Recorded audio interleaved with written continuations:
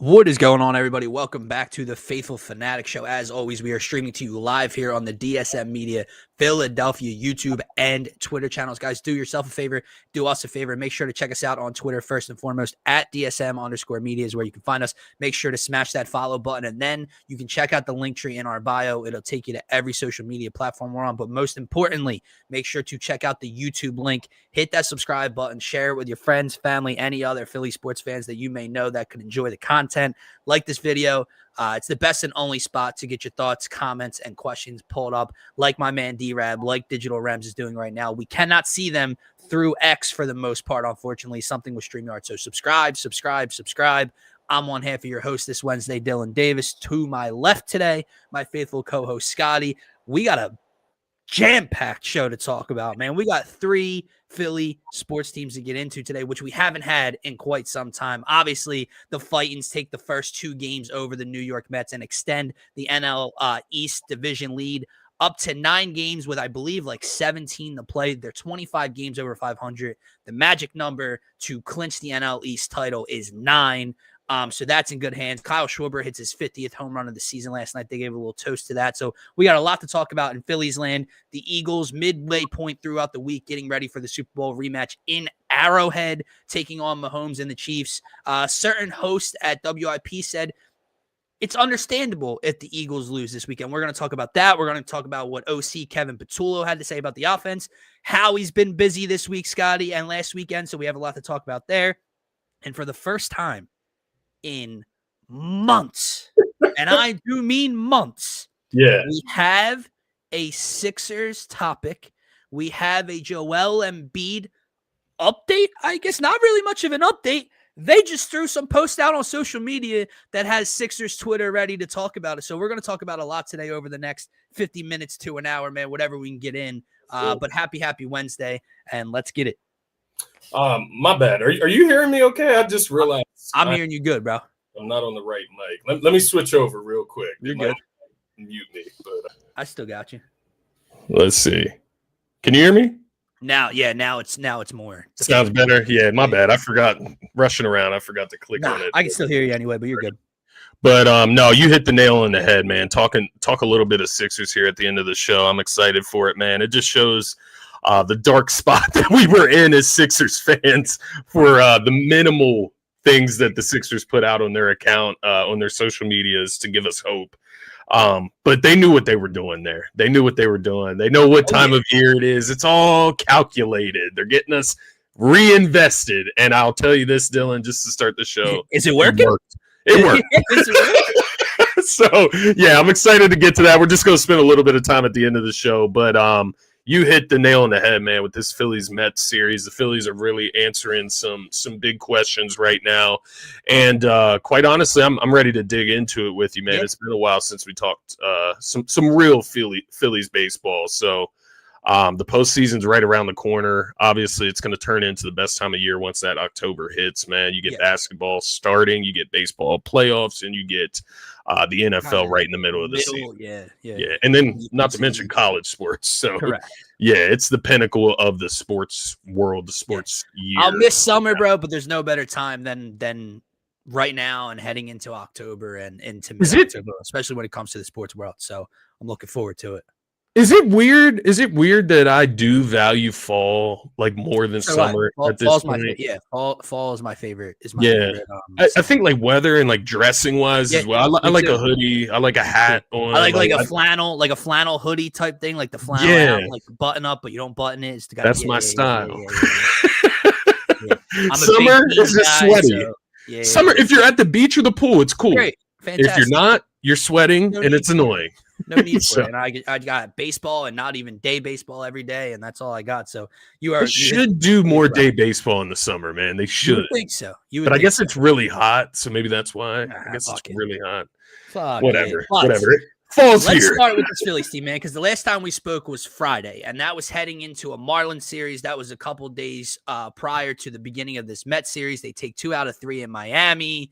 And then we get to this Mets series, man, and I know a lot of people were very anxious when the Phillies had a 7-game lead last month at Citi Field that dwindled down to a 4-game lead against the Mets because for whatever reason, this team cannot perform in Queens. Yeah. They come here, they come home short-handed. Trey Turner, hamstring strain, which was big news over the weekend. IL stint. Hopefully he's back by the postseason or right before. They desperately need him if they want to make a run into Red October. Alec Boehm back on the IL. Brandon Marsh gets the flu heading into the series. We haven't seen him. And obviously the biggest fall of all weeks ago, Zach Wheeler. So you're without all these pieces heading into the most critical series of the season. And they finally, Scotty, are putting away this dirty, disgusting New York Mets team. Obviously, they get a 1-0 win on the back of Aaron freaking Nola on Monday night. And then Ranger Suarez comes out last night. And we'll get to the bats, man. We'll get to Schwarber's 50th home run. We'll get to what Harrison Bader's been doing. But I want to start with this pitching staff because this is 1 day ago. Now, you add in Ranger start, that would get to 79. Teams with the most quality starts this season. The quality start, obviously, is when a pitcher completes at least 6 innings and permits no more than 3 earned runs, Scotty. The Phillies had 78. You add in last night's ball game. That's 79 quality starts for this starting staff this year. The second closest is the Boston Red Sox with 67. That's how good this staff has been. And when you get the news of Zach Wheeler done for this season, it puts a damper on your World Series expectations. And everyone's mind, including my own, went to Christopher Sanchez. And he's been phenomenal. Like, I'm not knocking Christopher Sanchez at all. But Ranger Suarez has been absolutely filthy since the news of Zach Wheeler broke. In his last 5 starts, this is from Jeff Kerr last night, 30 2/3 innings pitched, 3 earned runs, 39 strikeouts, 6 walks. That equals an 0.89 ERA for Ranger Suarez, a career high 12 strikeouts against the Mets last night. You still have a ridiculous 1-2 punch is my point. Like when that Wheeler news broke, obviously it's humongous. Nola before Monday has not stepped up to the plate. Luzardo after the first month and a half of the season has kind of digressed and has his up and downs. But these two are still a ridiculous 1-2 punch. This pitching staff, when you talk about Robertson, Strahm, Duran getting back to form, this pitching staff is still, without a doubt, one of the best in baseball, and that is a testament to Dave Dombrowski. Yeah, no, I think you hit the nail on the head, man. And I think this series is kind of a clear example of what the Phillies pitching staff is capable of over a 4-game span, a series, right? And when you throw Nola out there in the first game, you kind of throw your shakiest or your biggest question mark out there first. You see how that lands. And that landed really well. And I do want to throw some credit to Topper. It's more with the batting lineup, but Topper and his management. When the Phillies are rocking, Topper doesn't get the credit because the Phillies are rocking, whether it's the bats or the pitching staff is lights out. But when they're bad, Topper catches all of the blame. So I just feel like all the maneuvering, like you saw Bryce lead off, you saw Bader lead off last night. These are all adjustments made by the manager. So he does deserve a little bit of credit, especially with the way he's made some changes out in the outfield. That's beside the point with the pitching staff, though. When you look at these first 2 starts, you get the Nola start, which was a gem, and then obviously the Ranger gem. You still have Sanchez and Luzardo coming up the next 2 nights against the Mets, which, I mean, you can argue that those 2 have been your best. Trust me, Luzardo has been up and then like really down at times, but still his numbers are not bad. Like he still has a winning record as a starting pitcher this season. He's still a great quality. And when you get a gem from him, you know that you have a great chance of winning that game. That being said, Christopher Sanchez, obviously, he's been the best in the staff. But your point on Ranger, he's been this guy. Like the thing with Ranger that you can hone in on is that he's had his starts in the postseason. He's had his gems in the postseason. He's had big runs.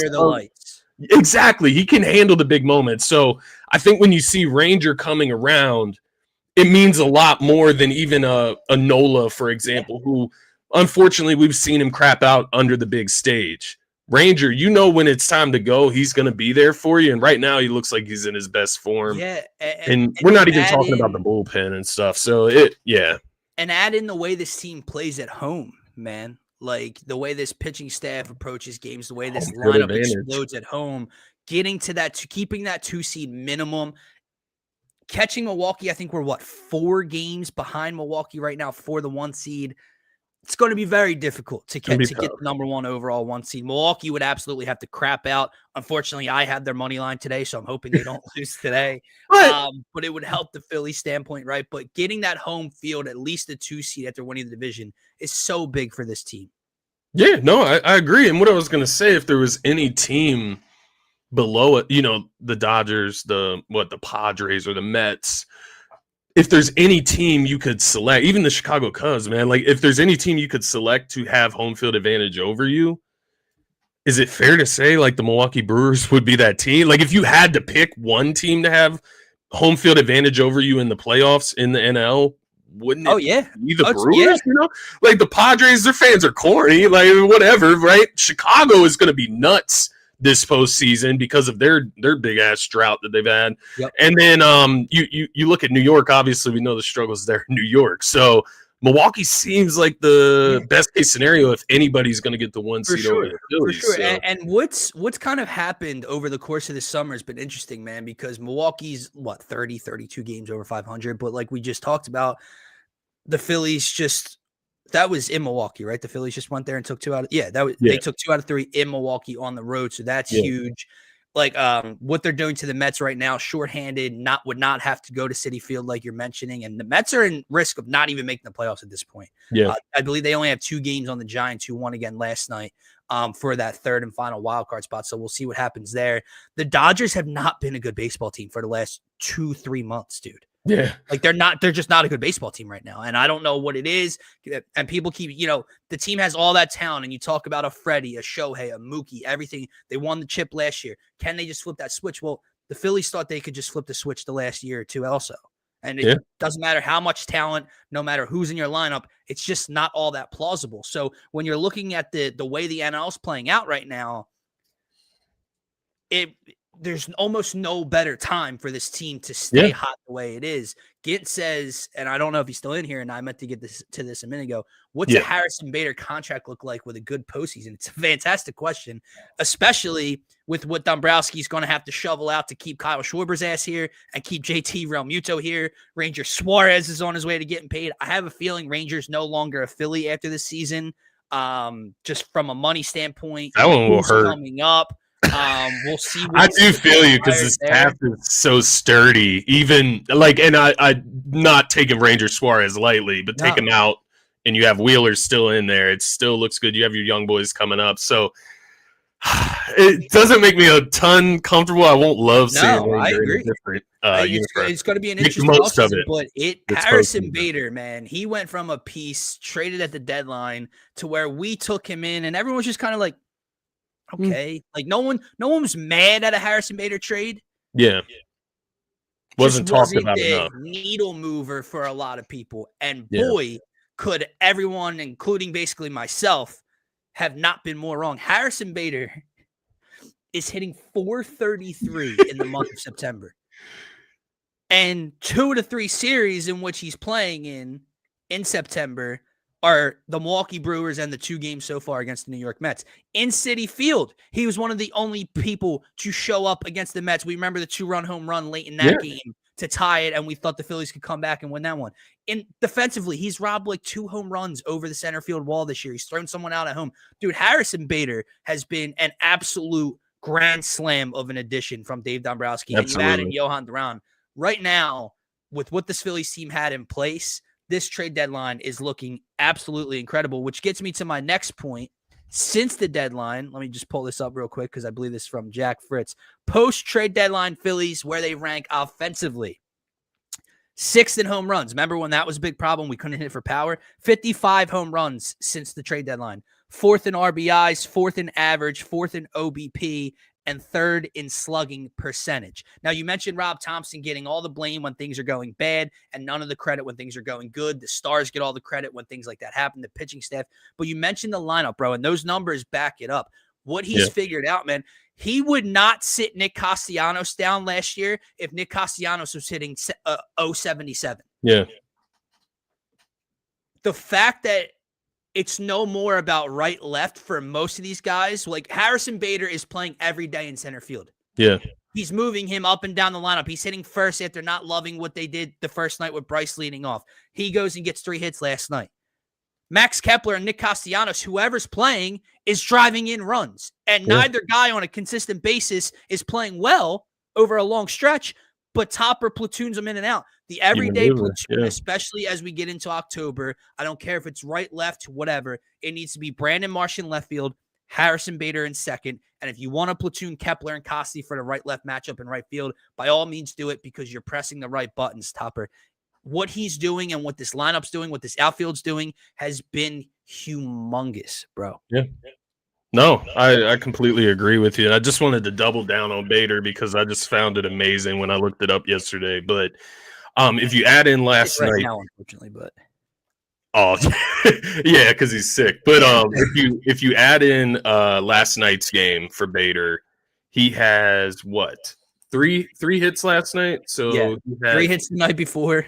15 hits in his last 10 games before last night. So 18 hits in his last 11 games for the Phillies. Like 18 hits. He's a fucking hitting machine. I found that fucking amazing. Like, I don't know how common that is, how big of a number that really is on a baseball scale, but I just thought that was amazing compared to just the rest of the lineup, to be quite honest, man. But he's been a hell of an addition. Marsh, his confidence has been the big addition, and I think you get that through Topper trusting him and then believing in him. Agreed. And Casty, you gotta handle guys differently, right? Casty's a guy where sometimes maybe you do got to put the belt to ass with him, right? Maybe and I'll tell you right now, I think he's gone after the season. Like I think the rumors of the attitude is to see one thing. The team will take on any of his contract, any of the money. I think is legit. I just think his attitude sucks, dude. Now, maybe a postseason run back in the clubhouse. He accepts a role as a platoon and he delivers like he has the last 2 nights. He drove in the only run on Monday night to win the game. He drove in 2 runs in the first inning last night to help light the fire against Sean Manaea. So it seems to be working a little bit more recently, but his attitude blows, dude. And the way he responds to questions. When the game he did play, but they removed him in the 8th inning for a defensive substitution. He had a bad response to that. It's like, man, you're essentially throwing your teammates and your manager under the bus publicly when you're doing these things. And it's not very likable, right? Like, no, not especially not when you're hitting like $180, dude. Yeah, exactly. And it, I don't want to deter away from the Phillies, but it reminds me of Kelly Oubre and the message he put out yesterday. It's just like, dude, read the room. Yeah. Look at what has transpired while you've been Would you platoon? Like, I get your point. The upside of Nick is here compared to the upside of Kepler, right? So, like, would you play him? Would you just say F it and go Marsh, Bader, Castellanos, and hope it works out for the best? If you need a pinch hit left-handed bat, Kepler's there later in the game. Maybe that's something to look at. But you definitely need him to get his mind right heading into the postseason, or he's just going to be a mental midget come that time, dude. And I did want to for no one. I wanted to ask you a question because, I was thinking this morning and, I was thinking of different ways. When you're going on a show, you got to have an approach to the conversation, right? And there's a couple different avenues I could have taken with the Phillies. I think there is a world where you can say, like, these guys are stepping up right now. Like, Otto Kemp hit a home run last night, right? Like, all these guys that are having to step in for the Treys, for the Bohms of the world.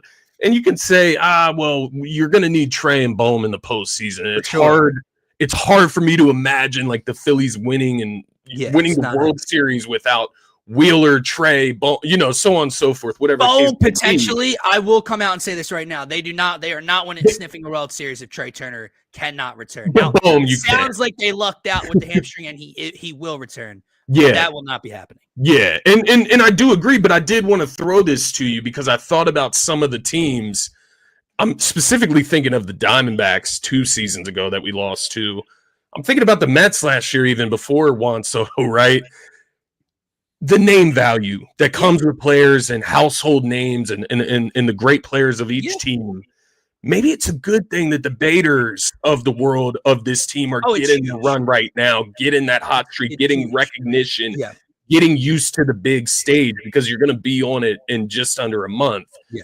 So there's like a give or take there. So my way of looking at it is like, maybe we can get lucky and have a hot Bader in the fucking postseason or a hot Brandon Marsh in the postseason, and we won't have to rely on a hot Kyle Schwarber or a hot Bryce Harper every single game. Every night, yeah. Yeah. Right. And look, that has been the problem. So to sit here and act as if, you know, it's been the lesser guys that haven't showed up and the big guys can't do it all. Like, no, last postseason, Kyle Schwarber led off the series with a home run, and I don't think he had another hit after that, right? Yeah. Like, outside of Bryce and Nick, no one showed up. The postseason before against the Diamondbacks, everyone went cold, right? So in game 6 and 7. So like it starts with the big guys. It starts with the $300 million guys, or it starts with Mr. 50 home runs. Correct. But to your point, when, you know, in a game where it's a pitching duel and it's 1-1 or it's 1-0 as the game's progressing, right? Yeah. It's nice to have possibly a Harrison Bader hitting 7th, leading off an inning, compared to years past where you get to one of those innings, man, and it's I can't even I remember pointing it out to you the one day we had Rojas and Pache starting a playoff game 2 years ago. Like, you get to an inning late in a game and it's the 7, 8, 9 hitters, and Pache and Rojas are two of them. You have no confidence as that inning kicks off to jumpstart your offense. Yeah. Whereas now, a Bryson Stott's been much improved. A JT Realmuto has been much improved at the plate, because I could not stand him halfway through the season at the plate, bro. He's been so much better. So the lesser guys being more productive takes pressure off of Bryce, Kyle, and Trey, which I think in turn makes Bryce, Kyle, and Trey more productive. What do you think about the leadoff spot while Trey is recovering? Right, he's on the 10-day IL. Last night. Bader. I think you do what you did last night. He has he's been a hitting machine, right? It's not like a power thing, but he can hit for pop, turning the lineup over. And the speed on the base paths, right? Like, he gets on, and obviously you don't want to risk it when you do have a Kyle and Bryce following that up, like, I'm trying to steal a bag. Well, then if Kyle rips one into the third deck, who really cares? But he can set the table, the speed on the base pass if a ball gets to the gap, the way he's been hitting to set the table. Yeah, I would stick with that, dude. And I like Stott down in like the 9 hole to turn the lineup over, especially when Marsh comes back. So yeah, I would just continue to do what you're doing right now. Yeah, no, that's Weston Wilson doesn't exactly need to what I be was playing. thinking. I'll throw that out there. Like, Weston Wilson can see his way off the diamond. I don't know why or how he continues to lurk. Like, especially like Otto Kemp can play the outfield right now. I was just about to ask about him. Bader, when Marsh comes in, like Weston Wilson, I don't care if it's a left-handed pitcher, does not need.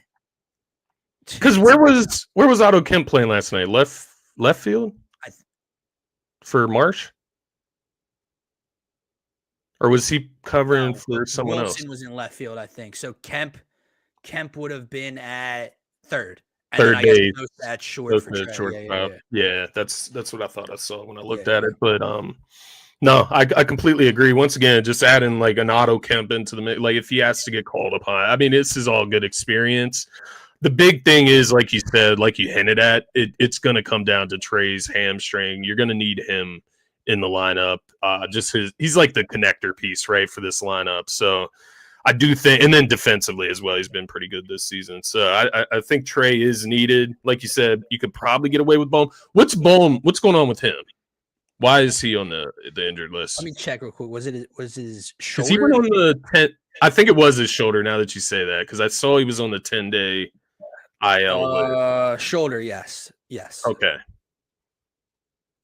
Yeah, so I mean, this is his second IL stint in like the last month and a half. So it'll be something to keep an eye on. He's the one, right? Like, and I don't want to put down Alec Boehm and make it seem like he's not an important piece, but he's the one where like Boehm to Sosa in a playoff series, you don't get crushed, right? Now, if you're missing Trey Turner, who should be in the MVP conversation for everyone listening out there, because the season he's put together has been ridiculous. You miss Trey Turner on top of already missing Zach Wheeler.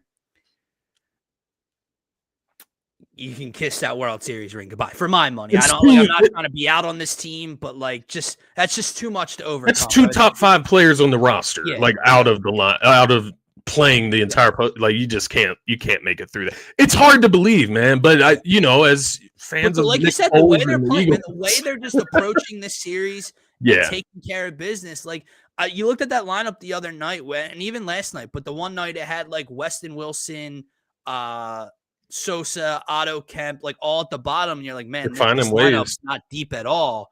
And then you look at the Mets, and you're talking about Lindor, Soto, Alonso, Marte, Nimmo, Vientos, so on. Yeah. And they come away with a 1-0 win. And then last night you absolutely pummeled them, right? And keep your bullpen fresh. So I'll say it now. This could turn out to be listen, I'm not even gonna say it's a jinx, because if it turned out to be the opposite, then we should just give up on Phillies baseball. The division's over. They have the magic number is 9. They have a 9-game lead with 17 left to play and 2 more at the bank against the Mets. You win one of the next 2, the magic number is down to 7 with 15 games to play. The Mets are like 13 games below 500 over the last 2 months of baseball. They're not playing good baseball. The division is over. It's the Phillies. Yeah. So each time we would beat, so if we beat the Mets, it's 2 games. It's every Phillies win and Mets loss. They lose. A magic number. Yeah. You beat them head to head. That's a double whammy. So yeah, that makes sense. I did want to circle back just before we move on. Aaron Nola. We didn't touch on it too long. Confidence, or I guess the better question would be, what would give you confidence going into the postseason with Aaron Nola, and where do you see him potentially fitting in right now? Right, and maybe it's that he doesn't. Yeah. Maybe he doesn't fit in right now. It's such a tough position because that's the upside, and we've seen him do it against the Braves and the Mets in the postseason before. Yeah. That what you got the other night, that is the coolness of an Aaron Nola playoff experience. The question is, I have one piece of evidence over the last 5. He hasn't done that. He has not done that since May. Yeah. So I have very little evidence to continue to store faith unless you continue to do it over the next 2 to 3 weeks. The other side of the coin flip is, how confident are you in a Taijuan Walker, in a Jesus Luzardo when it comes to that point, right? Now, last Friday, I told you I would probably take both of them. But then you get the 6th inning scoreless against the Mets at the bank, and you start to get that playoff atmosphere going. You're like, all right, see, that's the upside of an Aaron Nola with his experience. So it's going to be interesting to see what Topper decides to do. Without a doubt, it should be Ranger Christopher. I don't know, because they split that up last time because of the road splits with Christopher versus Aaron. So I don't know. It'll be interesting to see what Topper does. All I'll say is, again, Topper's got like a 58.5% winning percentage on the season. He's one of the best Phillies managers of all time, and everyone can shut the fuck up about him. So just imagine if they had Wheeler. I mean, imagine. Yes, exactly. Imagine if they had Wheeler and Trey Turner didn't pull his hamstring going down the line again. What we would be feeling even more so right now. But throw Taijuan into the bullpen, throw maybe I see, and that I guess that's the novice baseball fan in me. Like, how realistic is it to throw a Jesus Luzardo into a bullpen game? Oh, sure. Rotation, right? Like, not starting though. Like, if he comes in, he would be the one. He would be the one out of the Nola, Walker, Luzardo grouping that can fit into. You call him in for an inning or 4 outs or something in a playoff game. Okay. Walker, I'm very scared to call him out in the 6th inning of a game. And Nola's just just a different routine. Nola's never been asked to do it. Like, I think Luzardo's done that in Miami. Correctly. You got to get used to that. Like, that's a feeling Nola's of odds. Never been asked to do that. Weird spot, especially if you called him in the 7th inning of a 1-run game. A lot of pressure. Yeah. Different routine, different warm up, and here he comes, and it's like, oh boy. So, because he seems Nola, Rob Thompson, Aaron Nola will be one of the starters in the postseason. Yeah, because he seems like a guy. It's better for him to start 0-0 flat than start down, because this guy is when the pressure mount, I don't know. We can move on. Aaron Nola, he's just this perplexing. It's a head case situation, man, and we'll see polarizing ass player. But nonetheless, this team is on fire. They've won 1, 2, 3, 4, 5 of their last 6 games. I believe 7 of their last 8 right now, and see if they can get hopefully a sweep here against the Mets and really kick them down and get that magic number down to 5. But you win one of the next 2, like I said, take 3 out of 4 against this series, and that magic number's down to 7 with 15 or 16 games left to be played. And that's that, man. So I'm looking forward to another Red October. And it just, as weird as it sounds, as annoying as these injuries are, and yes, you won't win the big picture if they're more serious, but seeing what they're doing shorthanded, it gives you an extra boost, right? It gives you a little bit more adrenaline because you're like, all right, look at what they're doing with X, Y, and Z. Now input Trey Turner and Alec Boehm to the lineup. You know what I'm saying? So it gives you more confidence, I guess, from that standpoint. But we got about 20-ish minutes here, obviously, because Scotty's got a meeting. So we got to get through this a little bit. But let's move on to some Eagles talk, man, because obviously we recapped the Cowboys win last Friday on our first Victory Friday. We're looking for our first Victory Monday this upcoming week. 0-1 Chiefs, 1-0 Eagles, Super Bowl rematch. A certain host at WIP said, I forget if it was, it's understandable to lose or it's okay to lose this game. Surface level, I get what he's saying. Eagles won the first game. Chiefs are the Chiefs. They're 0-1. Are they going to start 0-2? It's in Arrowhead. Surface level, I kind of get the logic. But that is such a loser mentality going into this game, especially knowing what we know, that Rashee Rice is serving a suspension right now. Xavier Worthy missed all of last game. He's not practicing right now. He's not going to play this week. You saw what that offense looked like against the Chargers defense in Brazil. Obviously, maybe they get a kick of momentum and, like I said, being in Arrowhead, and the Eagles defense definitely has some things to clear up. Jalen Carter fined, served his 1-game suspension, will play this Sunday, which is huge. But before we get into talking a little bit about this game, talking about Kevin Patullo's comments about the offense and everything, Howie Roseman had a very busy last couple of days. Yeah. And continues to improve what was already a Super Bowl worthy roster. He goes out after the game on Friday or on Thursday and brings over Zadarius Smith. Now, yes, Zadarius Smith is 33 years old. You may be asking yourself, well, why was he still available? Why didn't anyone else want to kick the tires on him? We've seen this in the past. We picked up Ndamukong Suh in like week 14 a couple years ago on our way to a Super Bowl. No one was bitching about that. It's a guy looking for the right money, looking for the right spot, looking for an opportunity to stay fresh through the summer at his age. 9 sacks last year through 2 teams. I think Zadarius Smith has a little bit left to give, man, which really improves, which hopefully improves, I should say, the edge rush of this Eagles team. And then he goes out 2 days ago now at this point, I believe. Yeah. And makes a trade that I think surprised us all, but now it's more understandable. So Will Shipley, who I love Will Shipley, has a fractured rib. I think it said like 5 to 6 weeks or something. So he's out for an extended period of time. Howie goes out and says, I noticed the team I just traded Fred Johnson with didn't use this guy last week. Travis Etienne sure got the ball a lot. Let me go trade for what's Tank Bigsby, 24? He goes and makes a move for Tank Bigsby, who is now the RB2 to Saquon effing Barkley.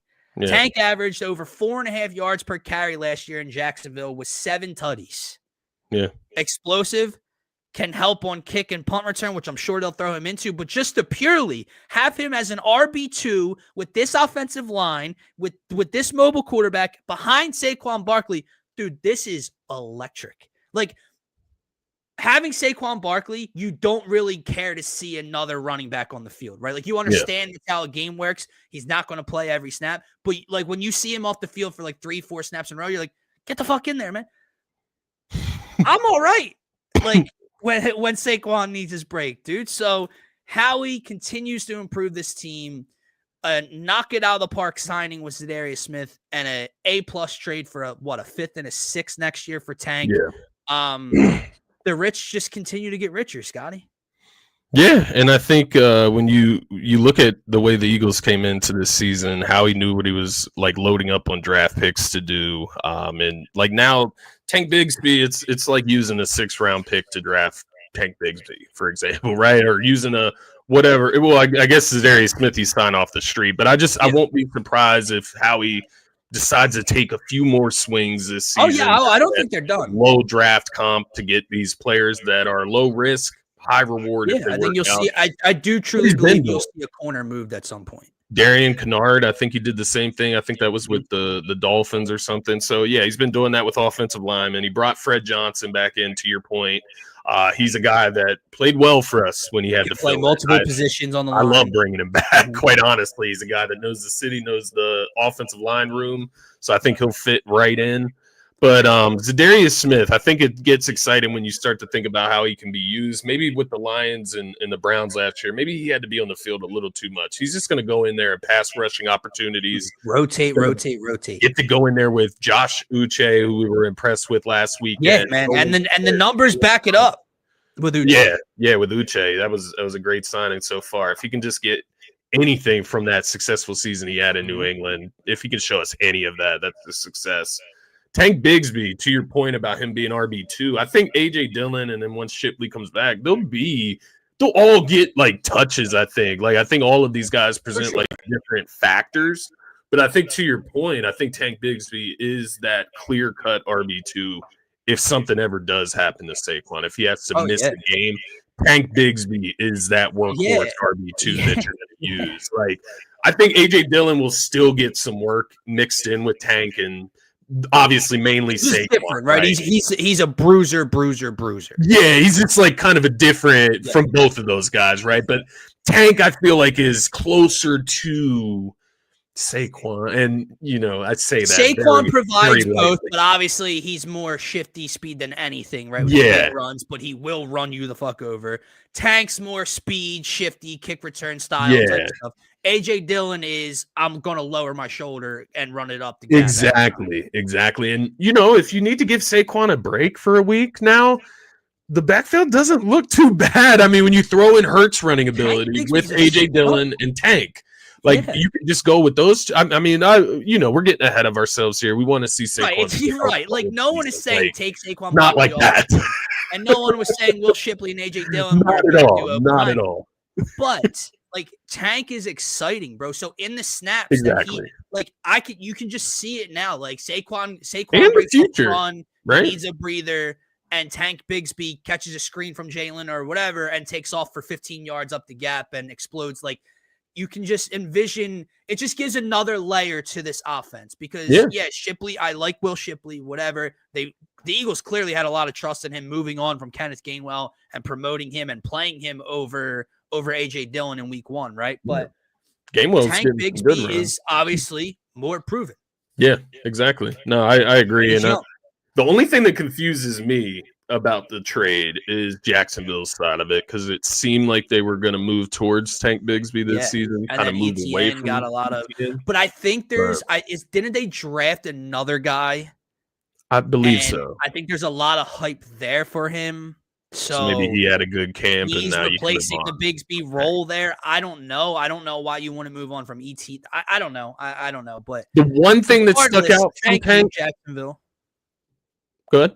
No, I was just saying, regardless, thank you, Jacksonville. Yeah. The one detractor, if any, that I would point to from last season would just be the 3 fumbles. You got to hold on to the ball, obviously, but it's RB2, man. I'm not going to complain too much here. Agreed. Which one would you say you're more excited for? It's got to be Zadarius Smith, just because of playing. Like, when you already have Saquon Barkley, how excited can you be for the backup running back compared to a guy that had 9 sacks last year? But it's fair to be very excited for both. I'm excited for Tank because he's young, I guess. I think that's part of it. It's like, man, what if he just shows us he could be something for the future as well? Like, not just this complimentary piece, but maybe something for the future. I don't know. He's 24. Saquon is not going anywhere in the next 2 to 3 years. So maybe I'm jumping the gun a little bit. But we just gave him a 3-year extension. Saquon, he's not. He's not going anywhere. But as he gets older, maybe you look to preserve him a little bit more. Maybe RB2 becomes a little bit more important.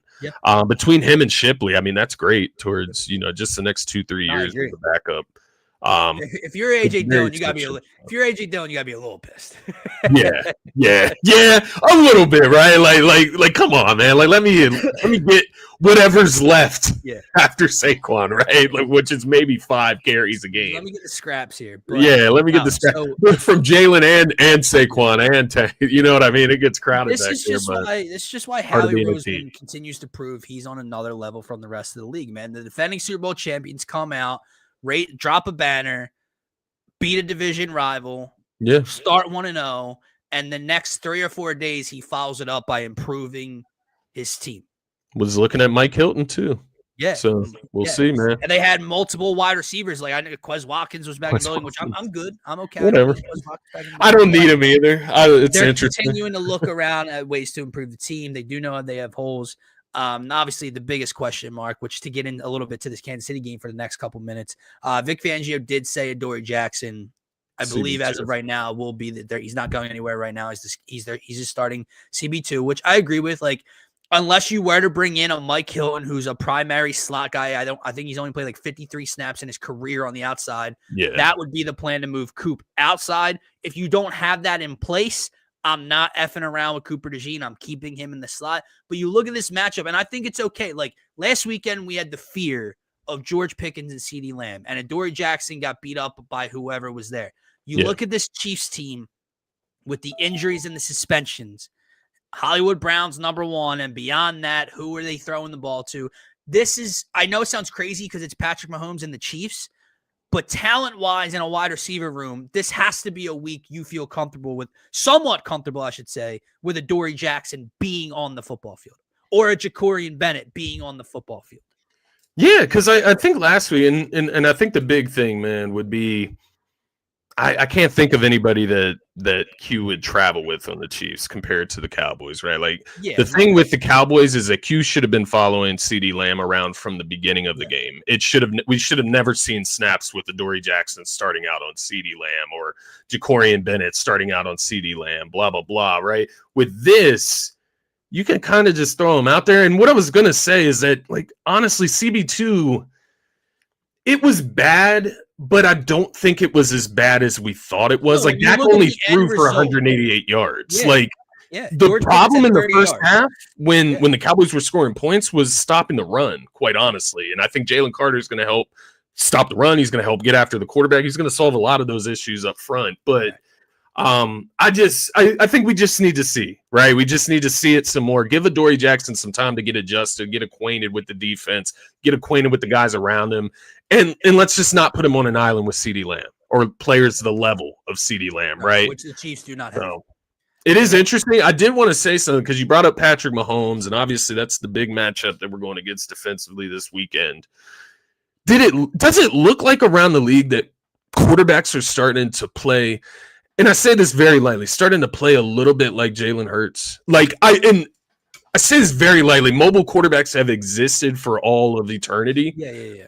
But I just see quarterbacks putting themselves on the line a little bit more, maybe more willing to take that run on third down. Like I saw Justin Herbert, for example, taking off. He did not have a ton of rushing yards, but he was very won the game on the ground. When he would take exactly. Mahomes was using his legs a ton against By the way, let me point that out. If Patrick Mahomes takes a run and takes off towards the sideline and does not get out of bounds, and he gets fucking annihilated for it, and I see a flag, you're gonna see it. Because what he did is bullshit. Because that defender, if that defender is not allowed to touch you when you step half foot out of bounds, he was expecting you on the He knows what he was doing. Now, maybe that's on the defender, and he shouldn't assume. I get it. It's a football play. Patrick wasn't out of bounds when he delivered the hit. Right.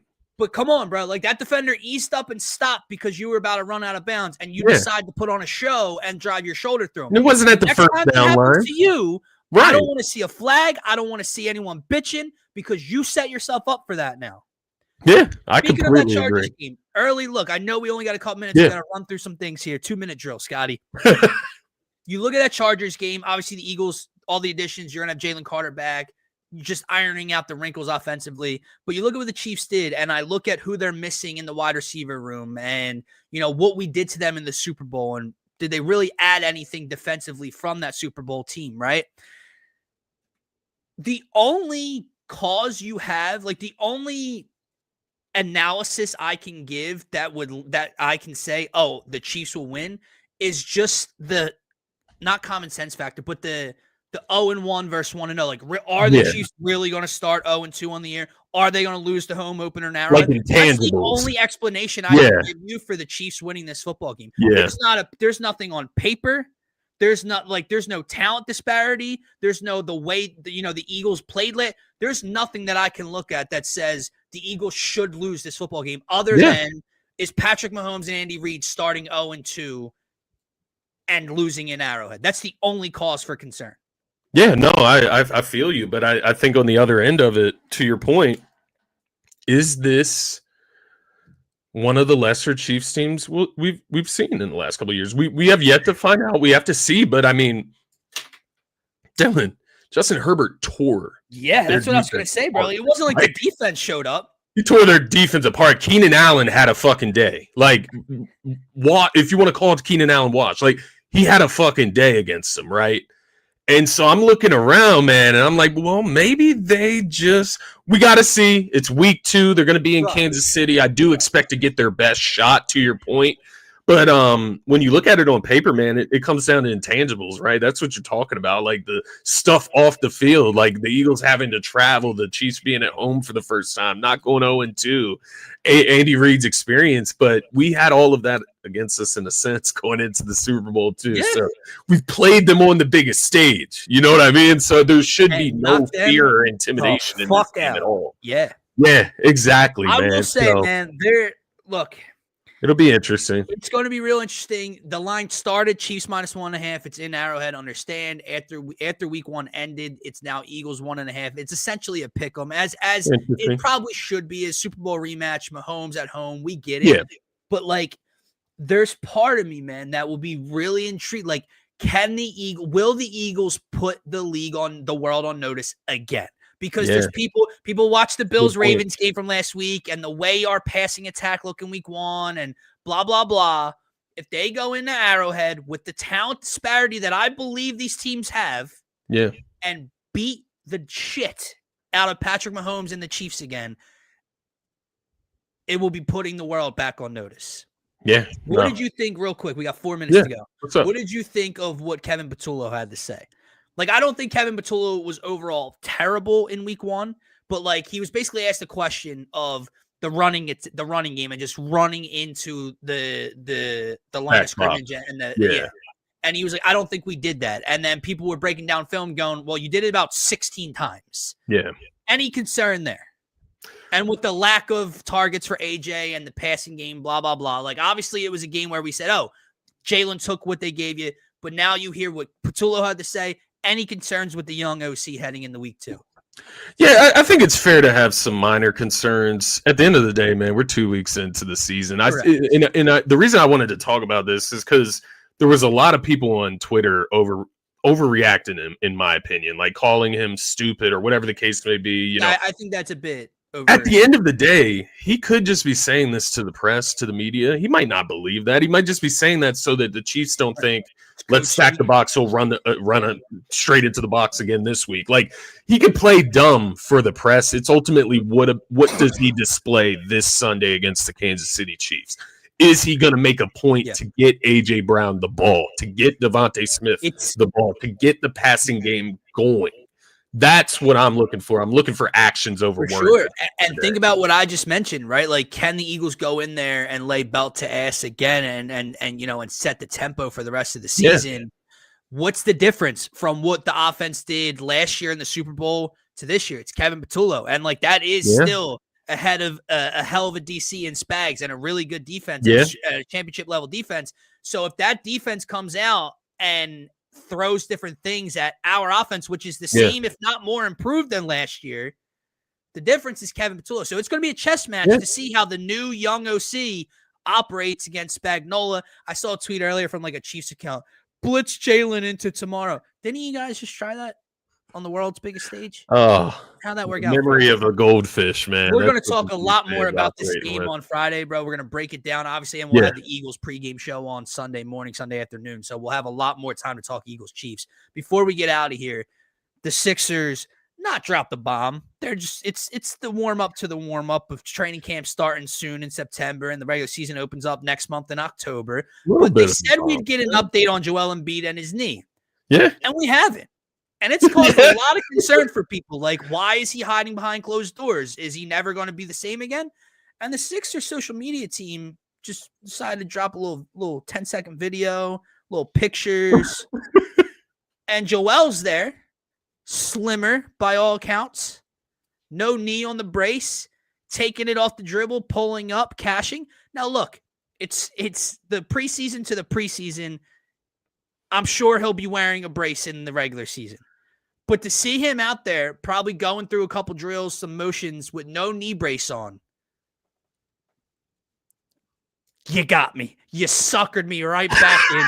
You cast the line, and here I am. Paul George has got the dumbbells pumping, baby. Like, fuck it, dude. The black jerseys, the alternates are back. The court's fuck it. Let's get a little bit excited. Maxi's on demon time. He's not been holding his words back this offseason, which I just think speaks to his confidence in himself. He knows he's about to come out and ball this year.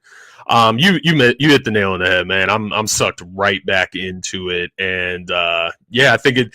I called a Chiefs fan delusional on the internet the other day, and I'm sitting here. I might be delusional because I'm thinking this might be the Sixers' year now. Like looking at those little pictures of Joel working out. We live and die with Joel's knee as Sixers fans. Yes. That's a simple way to put it. Our hopes and dreams all lie. If Joel Embiid can play basketball healthy this year, the 76ers can get to the Eastern Conference Finals and beyond with the way the East is set up, with how everyone else is injured. If not, we're right back to where we are, and we just have to move forward. Maybe we're delusional. We're probably delusional. Get VJ. We get McCain back. Knock on wood, baby. It's our year. No, I can't even say that. Look, and some rumors we might be moving like an Andre Drummond so we can get the Grimes back in house, man. Yeah, things are looking decently up. We need more from Joel. We need to see more, but the Sixers knew what they were doing. I'll tell you this: on September 10th, I am more optimistic than I was on a week ago. 3 days ago. I am moving in a positive direction upwards about the Sixers than I was 2 days ago. That's all I can ask for before we even see anything happen. But hey, we'll talk more about it Friday. I'm sure we got a lot more to get into throughout the week. Guys, make sure to follow us on Twitter. Make sure to subscribe to the YouTube channel for myself, for Scotty. Enjoy the rest of your Wednesday. Go Phils, go Birds.